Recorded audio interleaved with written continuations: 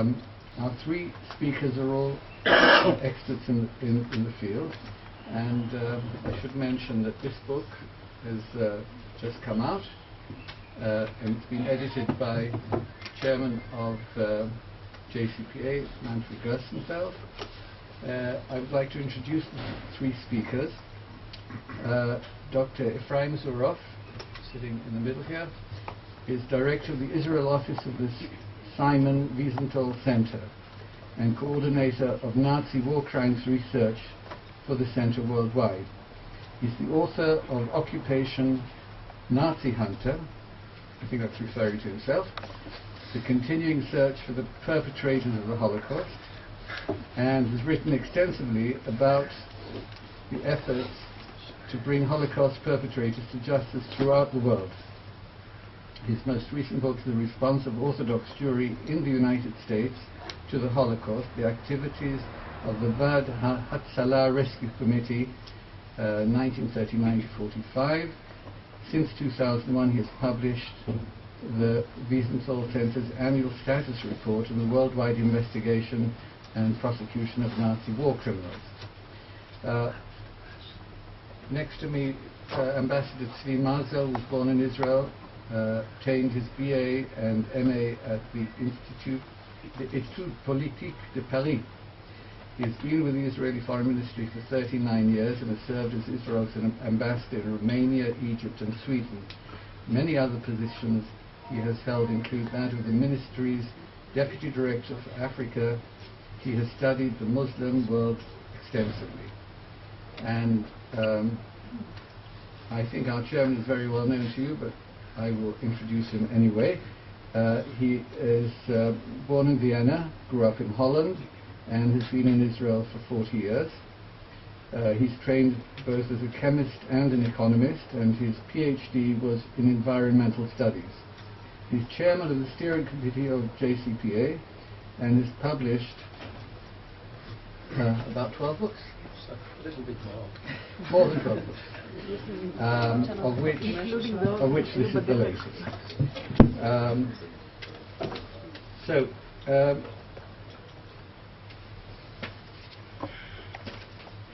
I think really, without further ado, we'll move to our speakers.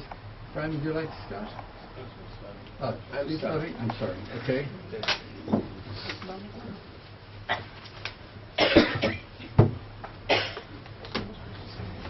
Good morning, everybody. Is Easy Leibler here? No, he's not on holiday. I wanted to thank him because of the publicity. I mean, every book, this book especially, needs publicity, and he's done it. So, and I would like also to say that one could not find a better title. I agree with him, with Easy Leibler, for a book on anti-Semitism and anti-Israelism in Nordic countries. These countries are so much connected to welfare policies and considered as the havens of democracy and models of freedom of expression that people at large have difficulties to link them to negative social and economic phenomena.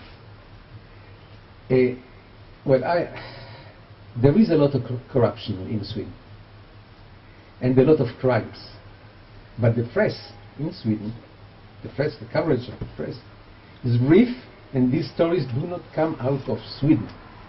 Interestingly, a recent bestseller by Swedish novelist Stig Larsson deals with these problems. In the 3 published volumes of the Millennium series, maybe some of you know about it, Larsson launches an all-out attack on the Swedish press that he considers superficial and non-investigative, and writes about a Swedish society rife with terrible crimes and corruption, and about the importance of neo-Nazi organization in Sweden. Sweden is probably not better or worse compared to other European countries, but Swedes like to hide behind the humanitarian mask, as do the other Nordic countries. Dr. Gerstenfeld's book covers the recent history of anti-Semitism and anti-Israelism or anti-Zionism in countries that are very reluctant to deal with this issue, and certainly not to admit that it is a salient political aspect in their political life. I think Dr. Garstenfeld has done a wonderful job. It was vital to put on paper what is going on in Northern Europe and to bring it to the public at large. He managed also to assemble a distinguished group of researchers, well versed in the history of all aspects of anti-Semitism in Nordic countries. The book is replete with personal testimonies and facts that demonstrate the depth of the problem. Dr. Garstenfeld has been following closely anti-Semitism in Europe for many years, published a number of books on the subject, and has become a leading expert on an issue that concerns not only Israel and the Jewish people, but the entire world, and certainly the European countries. This book, Beyond the Humanitarian Mask, is living history. It relates to an ugly phenomenon that threatens Israel and the Jewish people at present and will worsen in the coming months and years. This is an important contribution to the Jewish and Israel fight against anti-Semitism. I am aware of the debate that broke out in the Jerusalem Post pursuant to the article of Izzy Leibler about the book, and is still going on. Today, the Jerusalem Post published a letter of the Danish ambassador. Incidentally, this is one of the purposes of the book, to put the issue squarely on the table. However, nobody can deny that anti-Semitism and anti-Israelism is something to be worried about in Nordic countries. But at the same time, the press, at the same time, I mean now, just a moment, I think that I have a problem here.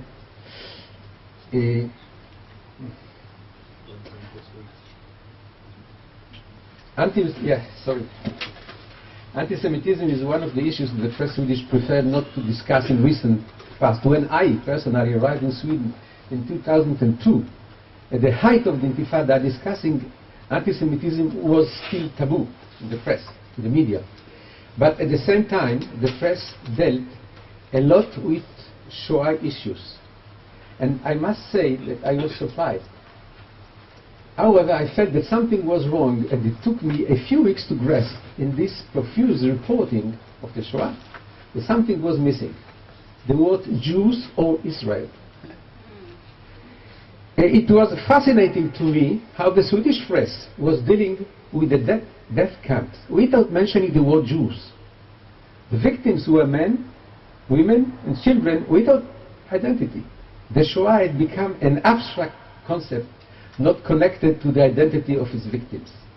Writing on that theme was perceived in Sweden as a duty that the media took upon itself to make up maybe for the reprehensible conduct of its country during the war, World War II. So instead of honest reporting on Israel during the times of the Intifada, they took refuge in writing on the Shoah, while Israel bashing could go on with good conscience. Now, the Jewish community in Sweden is a small, and did not want to attract attention to itself, so there was not any pressure to deal with anti-Semitism. All knew that it existed, but there was no incentive to discuss it.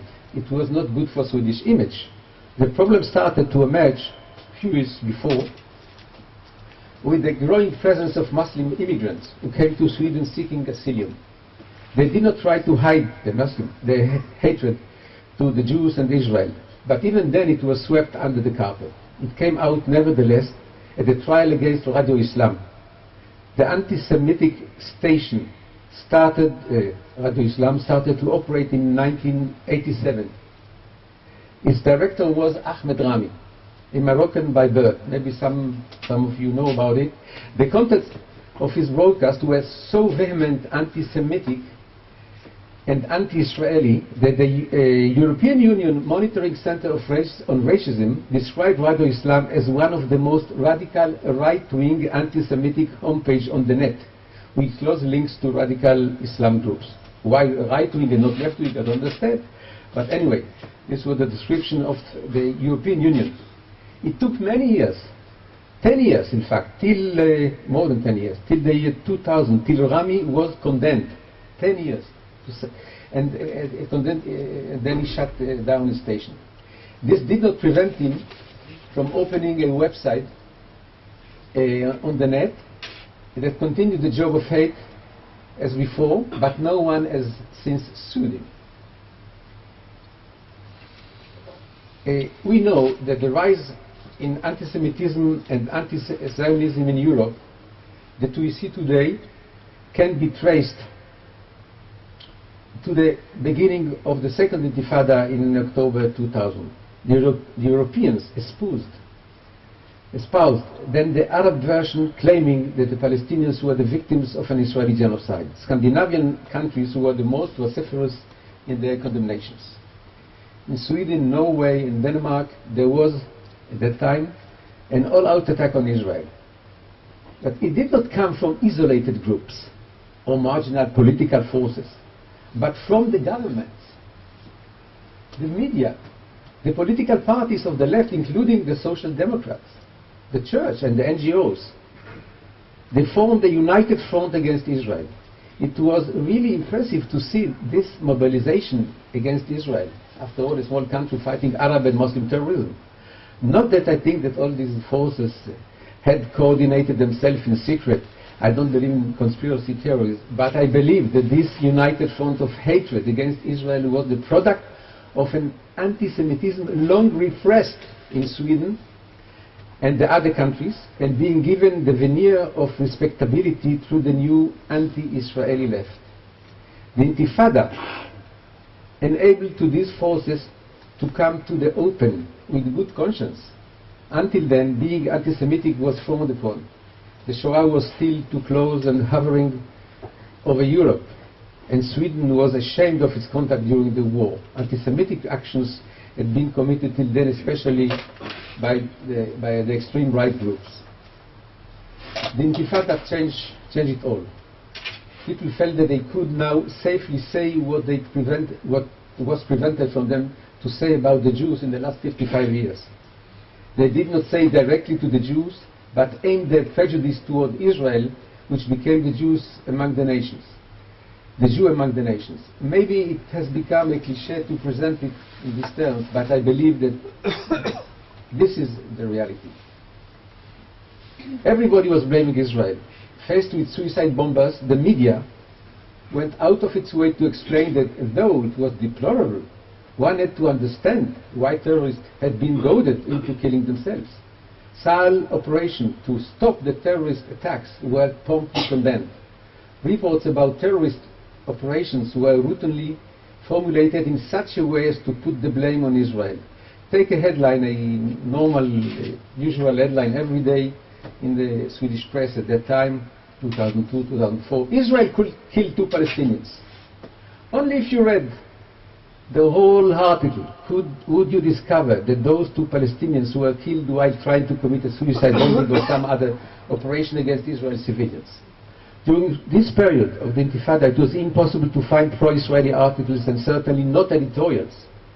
A Spanish journalist who came to Israel in 2004 said to Idiot Achronot that not one European journalist could afford to write pro-Israeli articles. Unfortunately, this trend continues even now. The result of this global and systematic hostility against Israel was that it affected the general mindset in Europe. It changed completely the image of Israel, which was suddenly perceived as the main threat to the world peace, according to public opinion polls in the last years. During this period, Muslim anti-Semitism grew steadily and became a menacing social phenomenon. The Muslims who feel strong by their ever-growing numbers are not afraid to show their hatred to Israel and to attack Jews in Europe. They know that they have the support of leftist organizations all over Europe, certainly in the Nordic countries. All demonstrations against Israel in the last year in Europe, all over Europe, not only in the Nordic countries, were carried out with the help of leftist organizations. And there is a very strong alliance between Arab, Palestinian, Muslim organization and leftist organization. It is a dangerous coalition that Israel has not yet tried to cope with. Legal actions against manifestations of Muslims' anti-Semitism in Sweden failed. The Attorney General ruled in Sweden, that incitement to kill Jews or to destroy Israel was a political issue connected to the situation in the Middle East and could not be brought to the court in Sweden. In 2004, Swedish authorities agreed to the visit of the famous Sheikh Kardawi from Qatar. I was president at that time. A man who had issued a religious judgment allowing the killing of all Israelis, including women and children. During his sermons in the main mosque of Stockholm, he repeated his call to destroy Israel, but authorities did not take any action. Regarding the issue of Muslims in Sweden and connection between Muslim and European, I would like to recommend to you the study of Michael Tossavainen in this volume, which is the best I've ever read about this problem. Is he here? Okay. Thank you. We are facing in Sweden and also in Norway, and maybe to lesser extent in the other three countries, a large front of hostility against Israel combined with manifestation of anti-Semitism that affects local Jewish communities. This is dangerous not only for the Jewish communities but also to Israel. This ongoing hostility continues to isolate Israel in the international arena. We should not forget it. Affects its diplomatic potential and in the same time encourages Muslim communities in Europe to continue their attack on Israel. Happily in Sweden itself, the systematic condemnation of Israel at governmental level has stopped a little bit. Stopped. I would say since the formation of the government by liberals and the center-right coalition in 2005. However, the media has remained hostile as well as the church and the various NGOs. Of course, the Muslim organization together with the extreme left continue their hate propaganda. This does not bode well for the future. And just a word to finish. Dr. Gartenfeld deals with all this issue and many more. I would like to see this book translated into many European languages and distributed not only in the Nordic countries but in all European countries. We need for this a lot of money, absolutely, but it should be done. Every day when you open the papers and we continue to read the reports of anti-Semitic action all over Europe, hostile media, hostile declaration, attacks on cemeteries, synagogues, physical aggression on Jews have become common, and the number increases from Britain to Russia. This book should be considered as a wake-up call. Anti-Semitism does not slow down. On the contrary, it's feeding itself and becoming bigger. Thank you.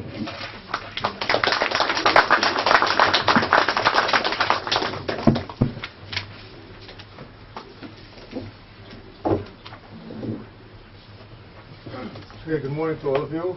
I want to begin by thanking the JCPA for partnering with the Friends of the Simon Wiesenthal Center to put out this book, and especially to praise the efforts, not only in terms of producing the book, but also over the years of Manfred, who has been really an outstanding leader in bringing these issues to the knowledge of the public and to do everything possible to spread the information as far as wide and as wide as possible.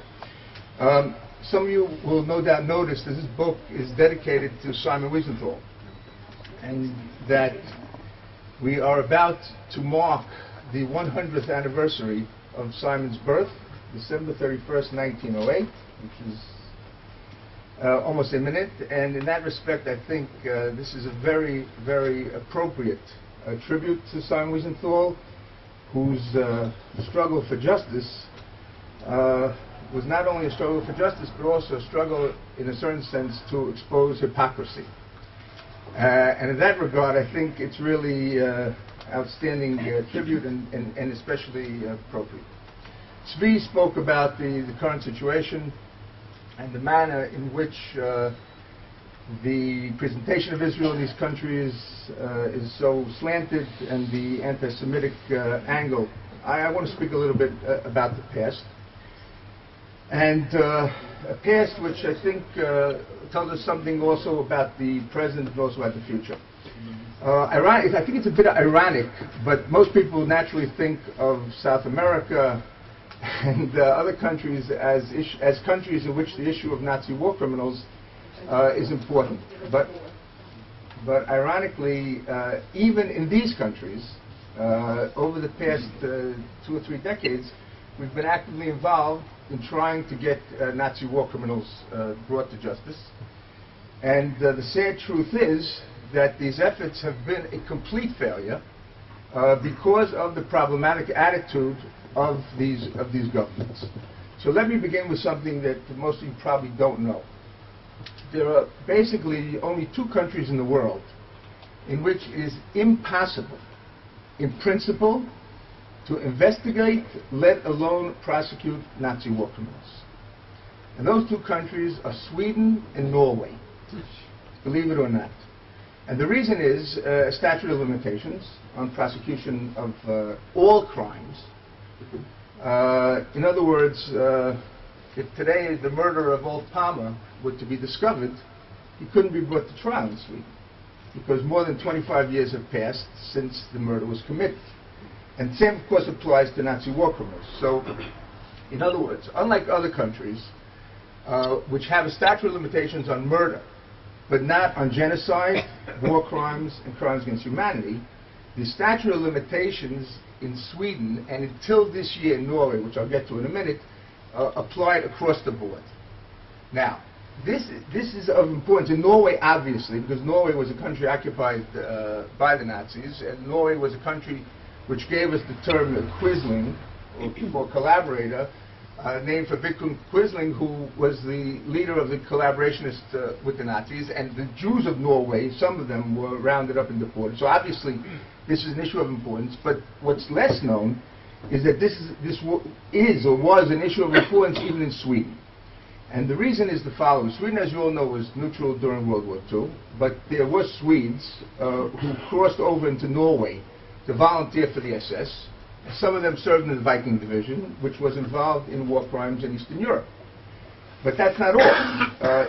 After World War II, there were many Nazi war criminals and collaborators who escaped to Sweden, primarily from Latvia and Estonia.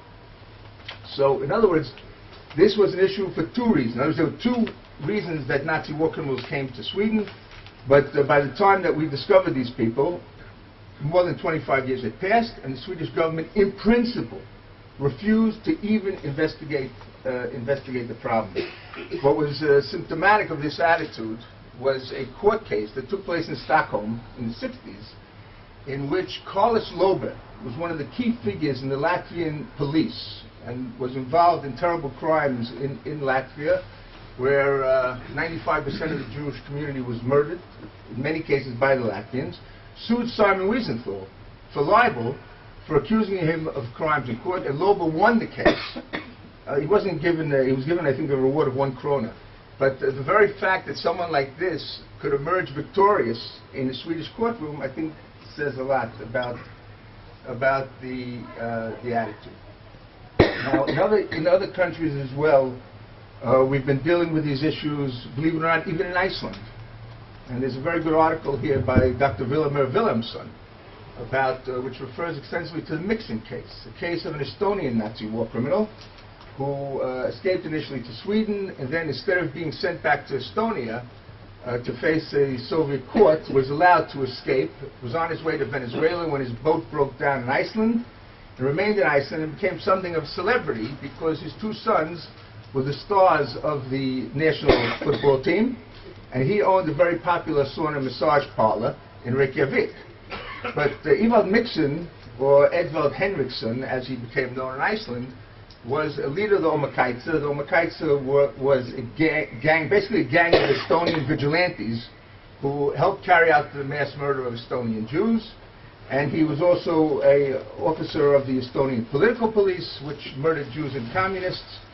And the Icelandic public was quite shocked to learn this, but the attitude towards this issue was really very, very difficult to comprehend, because the evidence against Nixon was absolutely overwhelming. Even in Denmark, the Danes saved their own Jews, the people who they saw as Danes, but didn't go the extra step to save those who they didn't consider to be Danes. And this, of course, says a lot about the attitude towards Jews in those days.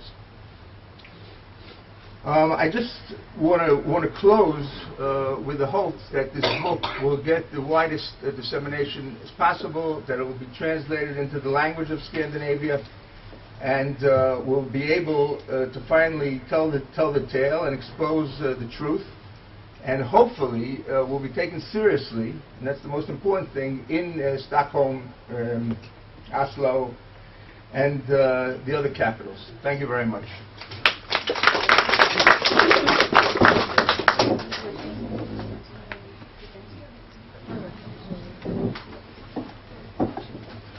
Good morning. First of all, I would like to express my thanks to the Simon Wiesenthal Center, our partners in the publication of this book. Rabbi A. Cooper, the assistant dean of the center, was here but had unfortunately to leave a few minutes ago. I would also like to express my thanks to the book's authors and interviewees, of which we have a few here, Ambassador Mazel, Dr. Efraim Zuroff, the leading historian of Danish Jewry, Arthur Arnheim, our own research director, Dr. Tossa Weinen from Sweden, and we also have here Sarah Bezer from Finland.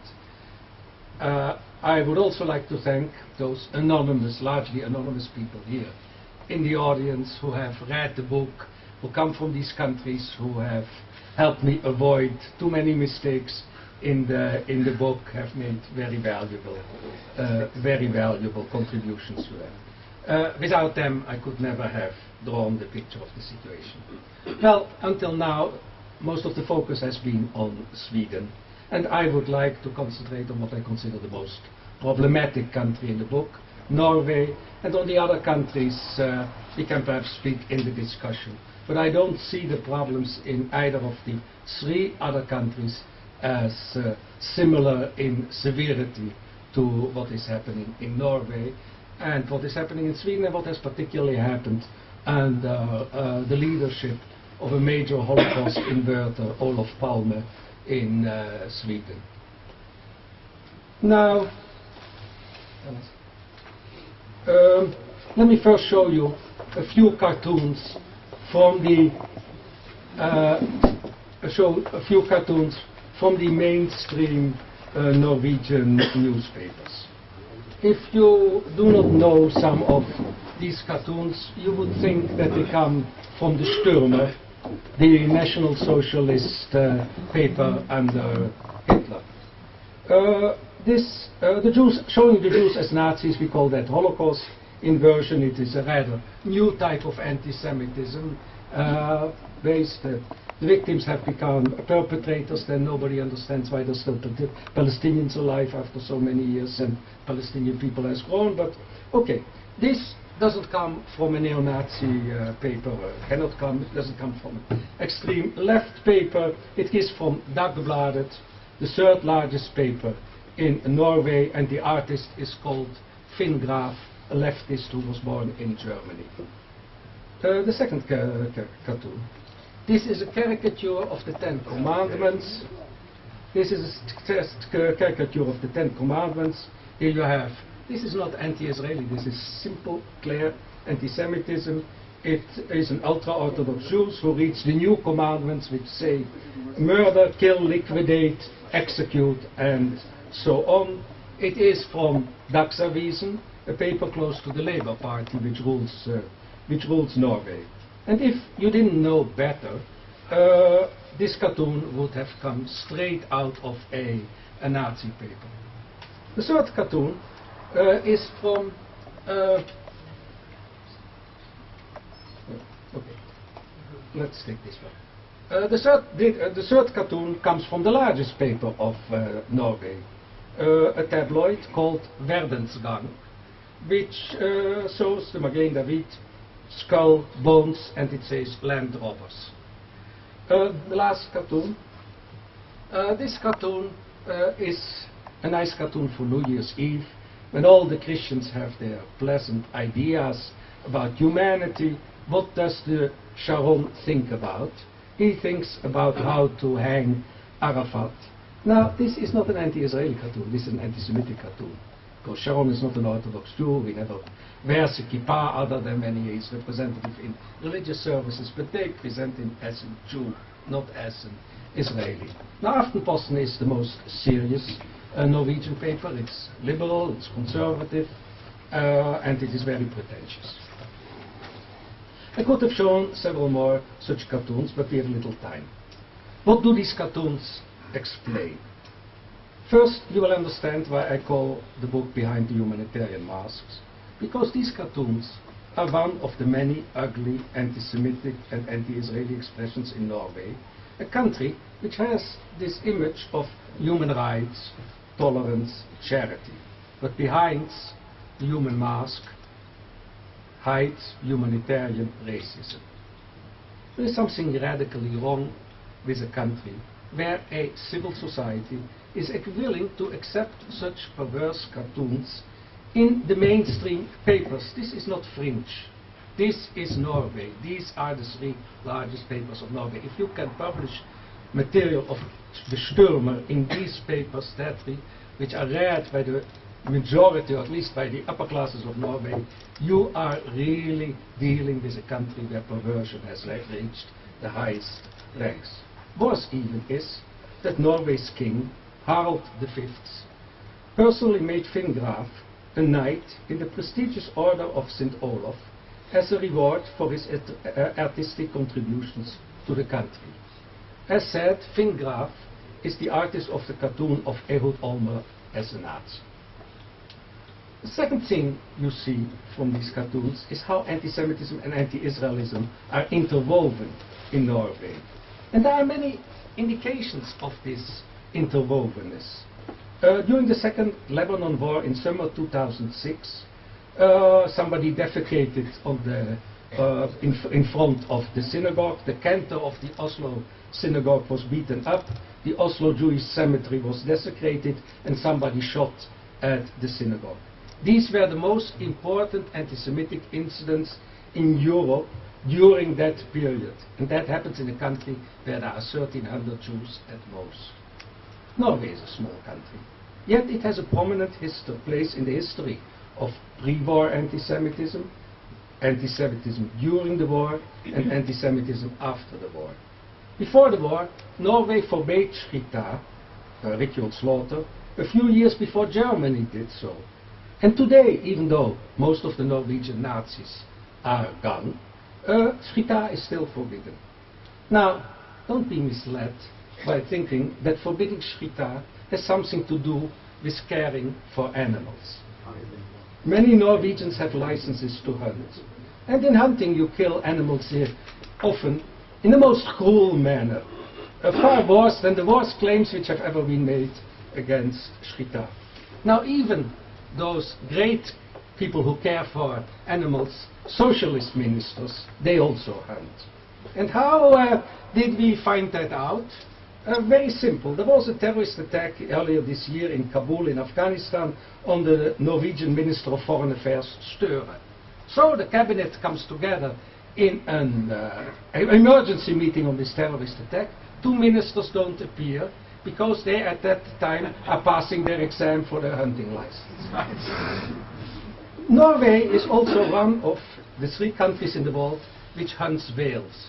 Now, if you have ever seen that on television, it's an extremely cruel exercise. And you would need really much less cows to slaughter by Shrita to supply the entire needs of the Norwegian Jewish community during a year than they kill whales in a year. So this is one of the other reasons for my claim that Norway is a country which hides many ugly attitudes behind its humanitarian mask. Now about anti-Semitism during the war. It was Norwegians and not the German occupiers who arrested the Jews during the war, stole their belongings and sent them to the death camps. Sometimes, okay, Freim has already spoken it, nobody knows. Ask for a name of a famous Norwegian, you get a blank. Sometimes ask my students, the interns here from North America, write me all you know about Norway. I get 10 words about Sweden. But if you finally press for a Norwegian name associated with it, you get Quisling. And that's quite remarkable for a small country to have the arch collaborator come from such a small country. Anti-Semitism after the war. For some time after the end of the Second World War, Norway refuses to take back stateless Jews who had lived there before the war and who had fled to Sweden. And after the war, Norway helps the most damaged groups, and they consider two groups most damaged: the fishermen and the residents of Finnmark, the northern part, which had been ravaged by the country. There was one group which had suffered at least as much as these two groups, but which was not supported.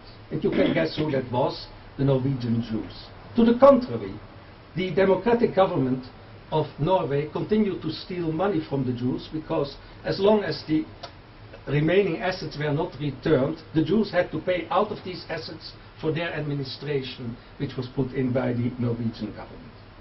So in the mid-1990s, Norway gets favorable publicity because it is the first country to make payments to the Jews in the second round of the post-war restitution process. It is then greatly praised as a pioneer by the Jewish organizations, the World Jewish Congress. Little attention was given to the fact that at that time many Norwegian authorities do their utmost to prevent the Jews who had been stolen by Norwegians to get back anything.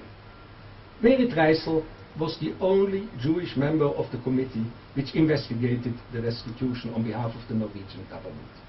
And the chairman of the committee was a former Minister of Justice, Olaf Skarnes. Reisel told me, and that for the journalists here it's a primeur, that Skarnes threatened her that if she did not support his position on restitution, it would cost her dearly as far as her life and her health were concerned. She did not give in, and then found that her phone was tapped, and she was attacked when walking in the street.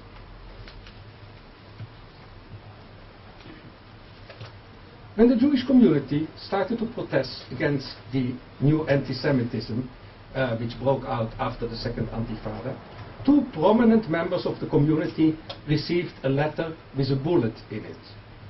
Then the protests of the Jewish community stopped.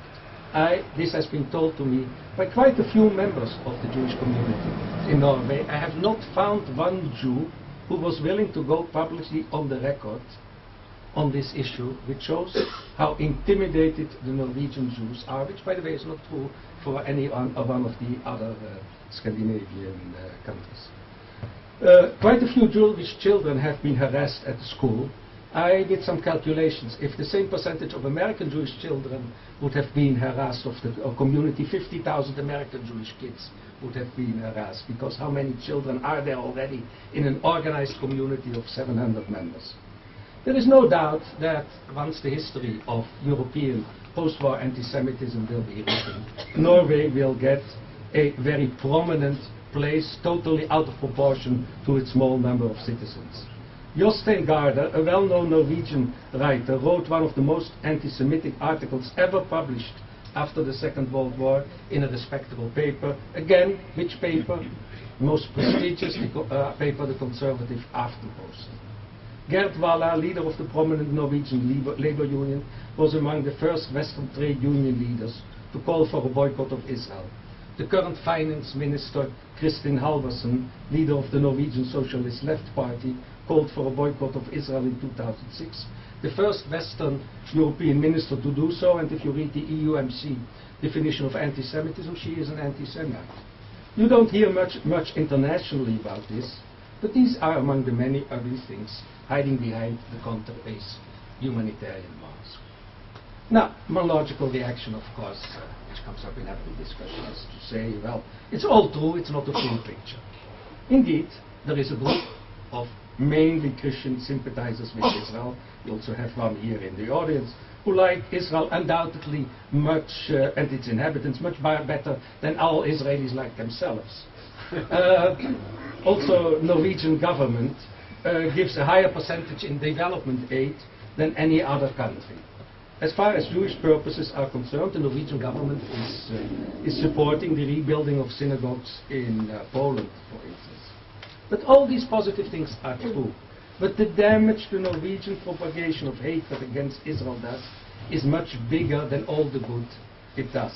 A government that indirectly finances Palestinian hate propagandists can never compensate for that by also giving to Jewish charities. A reasonable article in Aftenposten about the Jewish community in Norway is no compensation for their anti-Israeli hate cartoons and their anti-Semitic articles. The propagation of anti-Israeli hatred by Norway, its government, media and NGOs cancels the country's good deeds. This brings me to one major phenomenon that this book, Behind the Humanitarian Mask, tries to expose: the concept of humanitarian racism.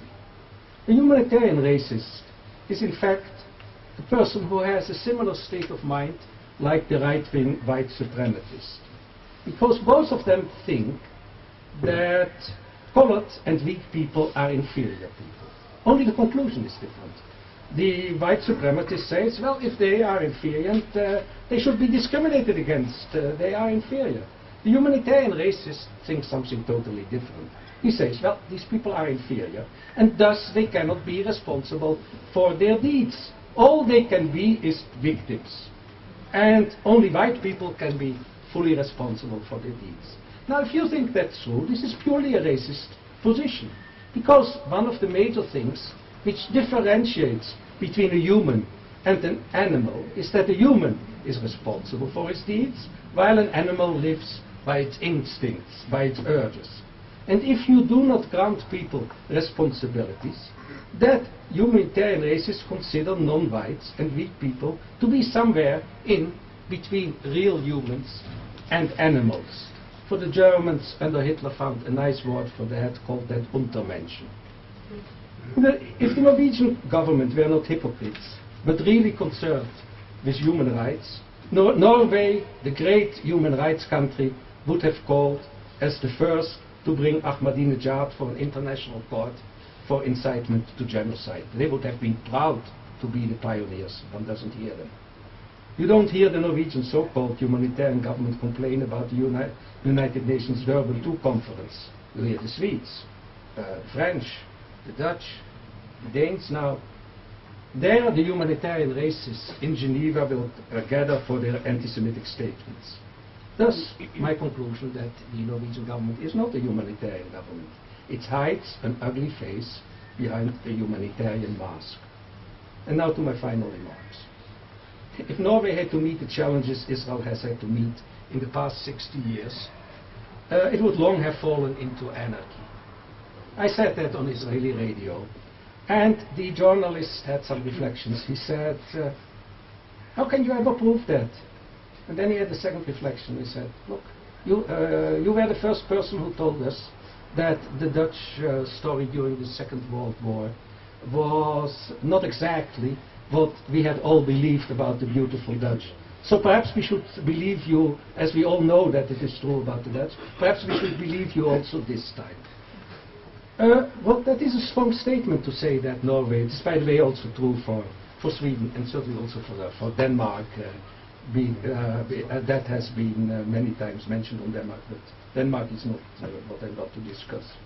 So why do I believe that Norway could not stand up to the challenges of Israel of the past 60 years? First of all, you may not know that because nobody knows anything about Norway. Oslo has a crime rate per inhabitant 4 times that of New York. Out of those crimes, 1% is resolved. Well, if you have 1% resolved of crimes, then if you have suicide bombers like we had, you can imagine how Oslo would look today with 1% resolution of these problems. And once you have understood that, you continue to see the things even if you finish a book.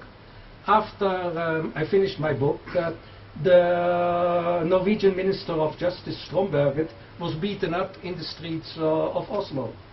So, not because of my book.